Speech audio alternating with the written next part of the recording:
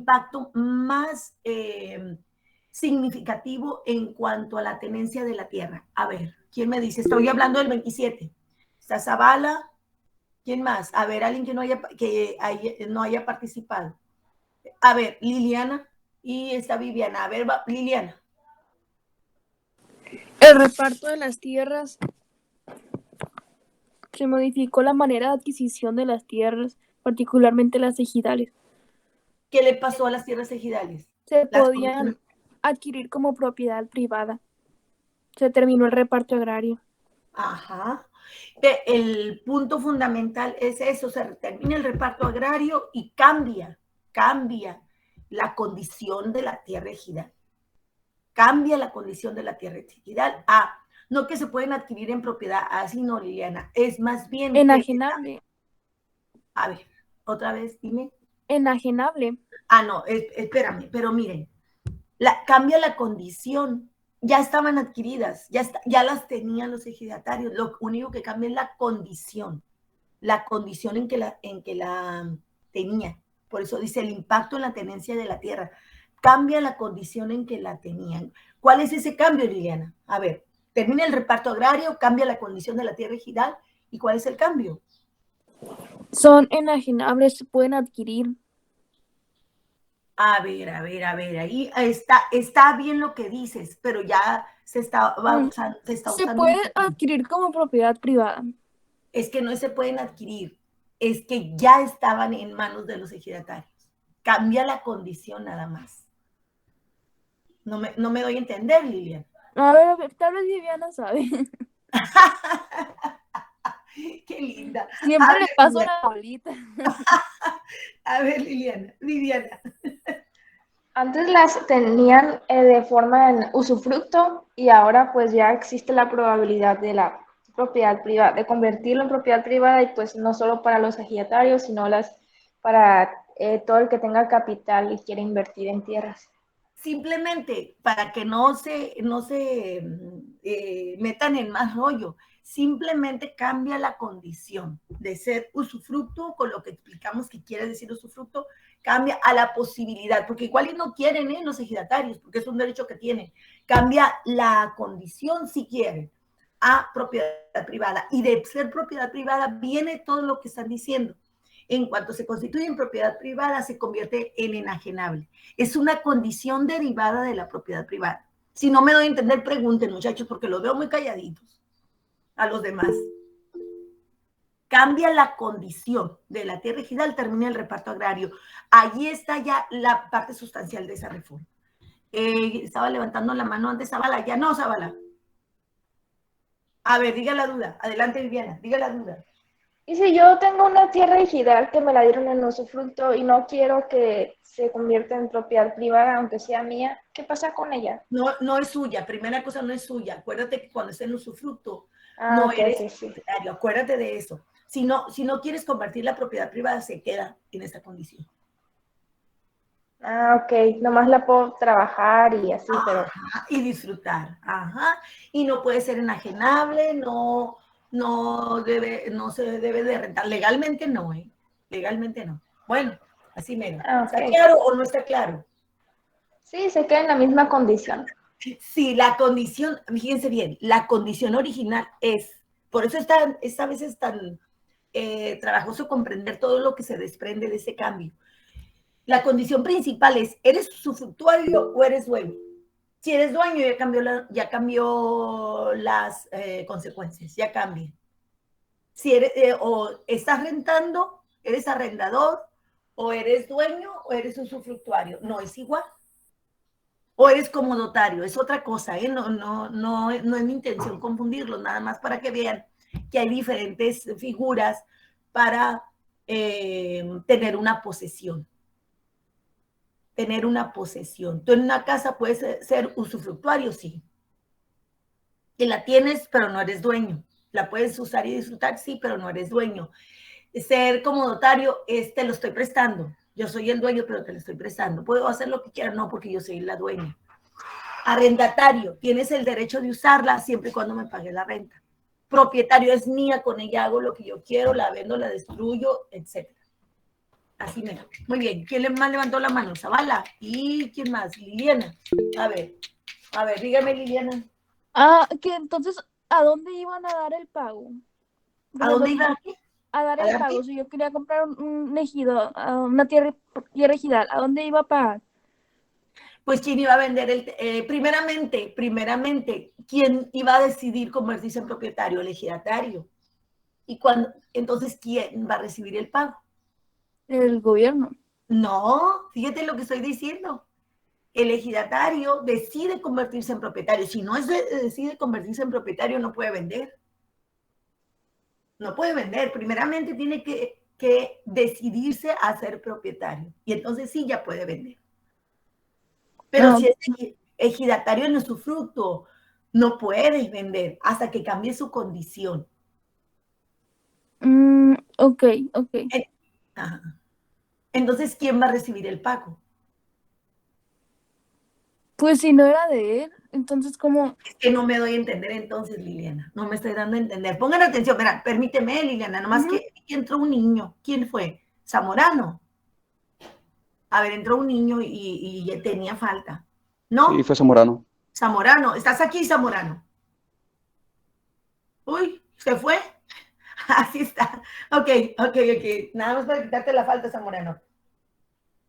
En cuanto entren, hay que decirme, pues, porque se nos va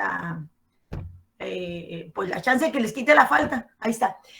Entonces, mira, fíjate bien, no es lo mismo ser usufructuario que ser propietario, no. La reforma, ahí está el punto.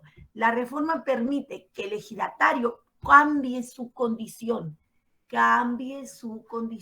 de ser usufructuario a ser propietario. Si es usufructuario, no puede, su tierra no es enajenable. Enajenable quiere decir no la puede vender, no la puede rentar, etc. Cuando decide, porque tiene ya esa libertad, cuando decide cambiar su condición como ejidatario, su tierra, convertirla en propiedad, una de dos, o se sigue asociado con los demás ejidatarios que ya son propietarios, o a lo mejor no son propietarios, o decide vender o rentar su tierra. O sea, esas son las dos posibilidades. Cuando deciden ser pequeños propietarios, entonces sí, ya pueden vender o rentar. El punto principal, insisto, es la condición en que tienen la tierra ejidal. Si soy ejidatario, pero soy usufructuario nada más, que no puedo vender y comprar.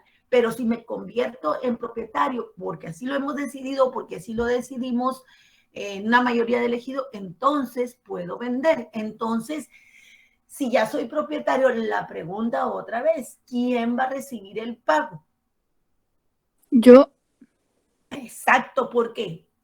Porque a mí me lo van a comprar porque es mi tierra. Porque soy propietaria. Ya no es de la nación, pues ya la condición de usufructo ya no existe. Por eso, sobre todo esa reforma, tambalea la estructura que se veía, es lo que estaba explicando ayer, venía construyéndose desde tiempo vamos a decir, desde el tiempo de la revolución. Por eso esa reforma, comprenderla, nos va a llevar a hacer la ubicación de cuánto movió la estructura histórica que explicaba la existencia del ejido. Pues son rollos más profundos, pues sí, pero finalmente es una estructura que hasta la fecha es una modificación que impacta hasta el presente. Y ayer daba los ejemplos de las tierras ejidales aquí en Caborca que están o rentadas o de plano se vendían. ¿Verdad? Así. Ok, ¿quién levantó la mano? Zavala, levantaste la mano y nomás, ¿verdad? Sí. A ver, Zavala, dígame por favor. Que si puede repetir cuáles son las formas de tenencia de tierra. Usufructuario, las quieres sacar como nota, ¿verdad, Zavala? Bueno, sí. O eres usufructuario, o eres comodotario, comodato es cuando te la prestan, así, facilito. O eres arrendatario cuando la rentas, o eres propietario. Pero en la Constitución en la Constitución nada más se reconocía en tiempo pasado. Que originalmente la tenencia de la tierra es, la propiedad de la tierra es de la nación, pero de ahí deriva transmitirla a la propiedad privada. Y las formas de la propiedad privada van a derivar, yo con mi tierra la puedo prestar o la puedo rentar, ¿sí? Y en su momento, si eres usufructuario, pues no puedes hacer nada de eso. ¿Por qué? Porque la tierra no es tuya, es de la nación. La puedes usar y disfrutar, pero no puedes venderla o prestarla o rentarla, no puedes. Y por lo tanto no se puede embargar tampoco, porque no es en propiedad. Ese es otro punto. Pero bueno, hasta allí. ¿Anotaste? Sí, pero dijo dotario con D o con N. Dotario. Sí, o sea, uno de los que dijo fue dotario, dijo, de comodato. Comodato, okay. Checa la palabra, comodatario. Ah, comodatario. De comodato, ajá. Un comodato es cuando prestas un bien prestado. Okay. Y tú lo puedes retirar, como eres el propietario, lo puedes retirar cuando quieras. Tiene efectos legales, por eso tiene que ser esa designación de comodatario. Muy bien, ¿listos hasta ahí? ¿Alguna otra pregunta? ¿No? Bueno, van a anotar lo siguiente, también para en miras de que no se vayan perdiendo por allí. Hay otras reformas importantes. Ayer señalábamos que en el gobierno de Salinas, pues íbamos a mencionar lo fundamental, que era el 27, el artículo 3º, que hay una modificación y que ya les dije que iba en 2 rubros, en 2 direcciones esa modificación del artículo 3º. Pero hay otros artículos que se modifican, porque ya hay una modificación inicial en el 3º, en el 27, y es el caso del 102 apartado B que comentábamos ayer. Pero hay otros más que también siguen el mismo rumbo, y los artículos que también van a anotar allí es el 5º. Les decía que había necesidad de que los anotaran para que no se fueran a perder en tanta información, y que de todas maneras pues vienen en las reformas estructurales. Entonces es el artículo 3º, ya lo tienen. El 5º, el 24, el 27 ya lo tienen, y un artículo que también se reforma, no es estructura económico-política, pero deriva de el artículo 3º, 24, es el 130. Les voy a decir sobre qué tiene relación, qué es lo que regula ese artículo. 130 es su tema central, es las iglesias, la iglesia como tal. Entonces, cuando lean las reformas de ese artículo, van a buscar concretamente qué es lo que cambia en la relación del Estado e iglesia. Eso es lo que van a dirigir su investigación. Voy a repetir, por favor anoten. Entonces los que nos faltaban, lo que me faltaba de decirles es el 5º, es el 24 y es el 130. De esos artículos, por los puros números, se dan cuenta de que la mayoría son derechos humanos o garantías individuales. El 130 dije que anotaran que se refiere a la relación que el Estado va a tener con la iglesia, y es también un contenido que deriva de las condiciones históricas relacionadas con, primero, el binomio iglesia-estado, y después de la reforma déjame sacar la cuenta, de 1857 a 1862, estoy hablando de historia, de la época de Benito Juárez. Si no se recuerdan lo que es la época de reforma, deriva la separación entre el Estado y la Iglesia, y se vuelve a retomar hasta Salinas de Gortari. Ahí la trascendencia de la reforma de este artículo. Teníamos tantos años, por decirlo así, que estaba muy clara la separación entre la condición de la iglesia y el gobierno. Y se retoma con la reforma del 130 con Salinas de Gortari. Entonces son los básicos, esos que mencioné. Va a haber muchas más reformas, muchachos. Dije que eran muchas las de Carlos Salinas, pero que esos artículos se los estoy diciendo para que no se vayan a perder. Eso es lo más importante. Hasta ahí. ¿Quién levantó la mano? Alguien levantó la mano. O sea, ¿quién fue? Viviana, ¿fuiste tú? ¿Qué pasó? Dígame. Sí, es que le quería preguntar si ese artículo, el 130, era el que le daba personalidad jurídica a la iglesia y que pues era la separación Estado, ¿no? A ver. Del Estado y la iglesia, perdón. Bueno, mira, es el que le da personalidad jurídica a la iglesia, pero el término es lo de menos, Viviana. Fíjate bien lo que voy a decir. Fíjense bien lo que voy a decir. Lo más importante es saber en qué consiste esa personalidad jurídica, pero ahí mismo lo dice en el mismo artículo. Y si se van Creo que como menciona ahorita, algo. Creo que menciona algo de que los miembros de la iglesia, me refiero pues el clero, supongo, que pueden votar, más no ser votados. Una de las cláusulas. ¿Qué te estoy diciendo? Que se tienen que ir con cuidado. Miren, hagan esto, por eso les dije, tenemos todavía las 2 clases de la siguiente semana. Hagan esto, primero investiguen, porque si no se va a convertir esto en un diálogo, Viviana, porque todavía los chamacos no han investigado. Investiguen, investiguen. Y cuando investiguen, entonces ya me preguntan las dudas que tengan. El término personalidad jurídica de ley, personalidad jurídica implica muchas cosas. Entonces, leyendo el contenido, por eso lo tienen que investigar, es más fácil que yo les diga, todo ese rollo que conocieron del artículo 130 se resume en esto, así, porque pues ahorita todavía no investigan, ¿verdad? Pero tiene Lo que ver... había leído para... perdón. Lo había leído para la actividad 1, por eso me acuerdo. Sí, pero Son los que puse. Entonces, bueno.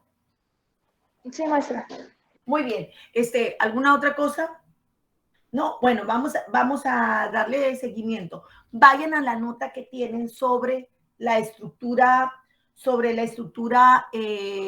política, económica y social de México. Es una nota que tienen de los artículos, está el tercero, el 123, el 27, el 40, el 41. Por favor, vayan a esa nota, permítanme unos segundos. Hay menos de un minuto. Espérenme.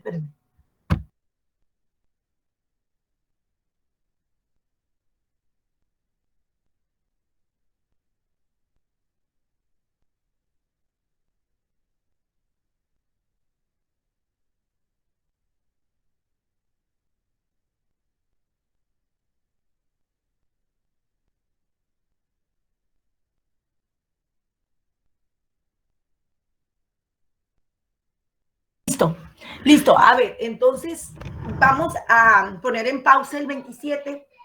Ayer ya comentábamos algo del tercero. Miren, la estructura social, dije así, está determinada básicamente en el artículo tercero, pero el tercero tiene una relación con el 123. A ver, revisen por ahí lo que dice el 123, por favor. Revisen lo que dice el 123. A ver, aliviánense, chiquitos, porque esta cosa corre muy rápido, el tiempo, pero qué bárbaro. ¿Qué dice el 123? A ver, alguien que no haya participado.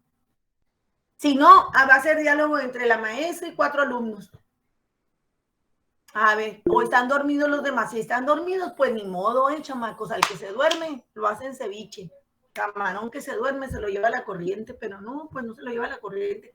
Lo hacen ceviche. Dígame. El artículo 123 de la Constitución. Sí. Toda persona tiene derecho al trabajo digno y socialmente útil. Al efecto se promoverá la creación de empleos y la organización social del trabajo conforme a la ley. Básicamente, Roberto, eso es. Básicamente eso es.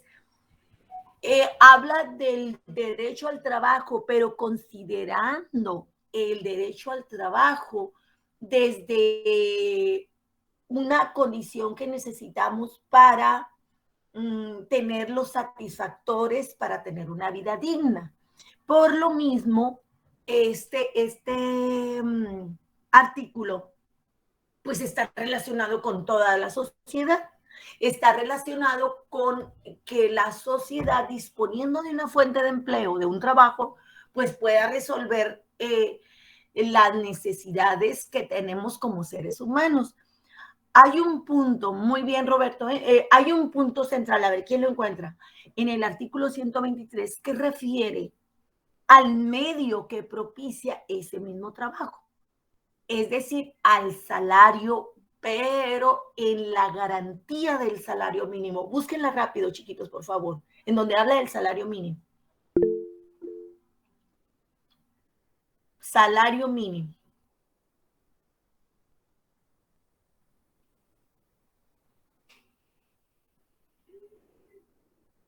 Ya la encontró Viviana. A ver, alguien más que la haya encontrado.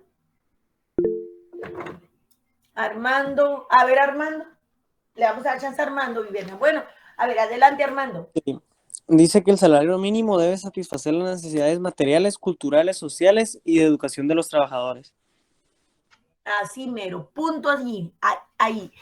Entonces, salario mínimo es un concepto que parte, fíjense bien, parte de que lo menos que gane un trabajador sea suficiente para que resuelva las necesidades.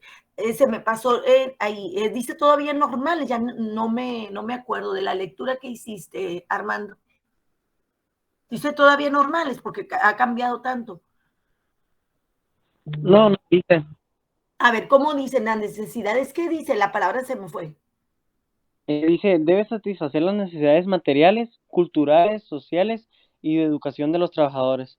Ok, no dice ya normales, antes decía normales de un jefe de familia, decía. Bueno, entonces quiere decir que no es por cantidad, fíjense. No es, vamos a ahora fijar un salario es un decir, de 400 pesos.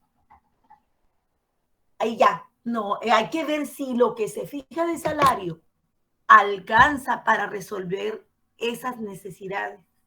Están en el orden material, en el orden educativo, en el orden incluso recreativo, porque en lo cultural va lo recreativo también. Entonces, si ustedes revisan la capacidad de compra que tiene el salario mínimo, vamos a suponer de aquí hacia atrás, cuando comienza Carlos Salinas en su gobierno, y nos vamos todavía hacia los años del desarrollo estabilizador, las cantidades pueden ser diferentes en cuanto al salario mínimo, pero el poder de compra, aunque sea menor el salario en cantidad, el poder de compra puede ser superior. Entonces, la garantía que establece el 123, por eso insisto, no se refiere a cantidad, se refiere al poder de compra que tenga el salario. Tú puedes ganar 5 pesos al día, pero si de los 5 pesos te permite resolver todas esas necesidades, tú pues tienes un buen salario que si lo evaluamos con los criterios que pone el artículo 123 en la parte que leyó Lizárraga, pues entonces sí pasaría. Pero si tú tienes un salario en cantidad muy alto, pero que no tiene poder adquisitivo, pues entonces no pasa el criterio que debe cumplir. Entonces, ¿por qué el 123 se complementa con el tercero en cuanto a estructura social? Porque toda la sociedad, y enfocados en la sociedad económicamente activa, término que ya vieron ustedes desde antes en el mapa conceptual de la actividad número 3 del primer parcial. Entonces, quiere decir que las personas en general en la sociedad, el tener un trabajo digno implica que el salario que devenguemos, lo menos que debe de satisfacer son esas necesidades, lo menos. O sea, es el punto de partida. Si el salario no mínimo no resuelve esas necesidades, es una violación a una garantía individual. Y es una violación, por lo tanto, a un derecho humano. Humanamente es lo menos que debes de ganar, lo que te alcance para resolver las necesidades. ¿Qué tenemos en la época? Otra vez regresando al gobierno de Salinas. Otra vez hay topes salariales. Fíjense bien, lo van a encontrar ahí en las investigaciones sobre este artículo. Hay topes salariales, pero se deja en libertad la subida de precios. O sea, no hay topes a la subida de precios, pero se deja en libertad. Sin embargo, se ponen topes salariales. Y entonces, revisando los datos que hay sobre esto, vemos cómo el salario mínimo se aleja o pierde, como quieran comprenderlo mejor, pierde su poder de compra, pierde poder de compra. Así mero. Bueno, les toca con el profe Hernán, chamacos, ¿sí? Profe Hernán, hola. Buenos días, maestra. Buenos días. ¿Le toca clase, profe, aquí? Sí, tengo clase ahorita.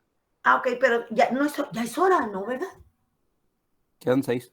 Ah, quedan 6 minutos. Ok, sí, está bien, maestra. Okay, gracias, maestro. Gusto en saludarlo. Gracias. Entonces, ¿está claro el punto o no está claro? A ver, dígame, Zavala. Los topes salariales, ¿se avisan de manera oficial o son extraoficiales? Sí, de manera oficial, con un rollo muy bonito, Zavala, sí. Sí. Sí. Y ¿sabes cómo también, Zavala? Y todos, atención, son los pactos que se hacen por los gobiernos. Si ustedes revisan, en su libro viene algo de eso. Ustedes revisan el sexenio de Salinas hasta el sexenio de Fox, se hacen pactos.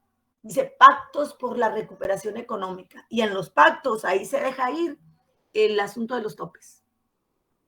Con palabras claras, no. Veladamente.